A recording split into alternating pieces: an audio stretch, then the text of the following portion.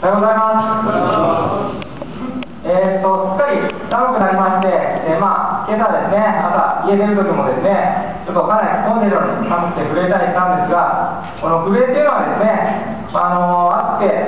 汗かくのと同じで、体の温度をですね、調整する仕組みなんだそうです。筋肉っていうのは伸びたり縮んだりするとですね、熱を作るんですが、震えっていうのはそれをですね、無理やりやって、体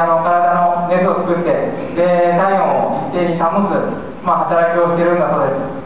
こういったですね、暑くて汗が出たりとか、あと寒くて震えたりっていうのは、なんか気分としてはちょっと、鬱陶しいんですが、そうまでして体の温度を一定に保つっていう、仕組みがあるのはですね、体の中で、酵素を、働きやすくするために、そういった体の温度をですね、一定に保っているんだそうです。酵素っていう言葉はちょっと、聞いたことあると思うんですが、働きと言われてもいまいちピンとこないんで、身近なものに例えますと、体が、現場だとしたらですね、酵素っていうのは作業員の皆さんですね。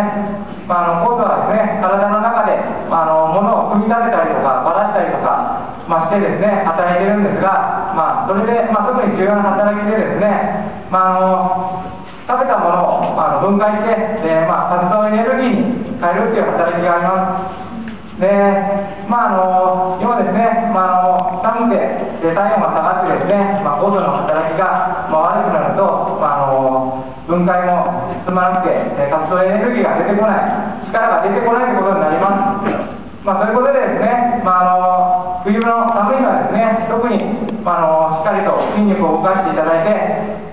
体を温めてもらってですね、元気に怪我なく、安全作業で頑張ってください。それではですね、本日もご安全に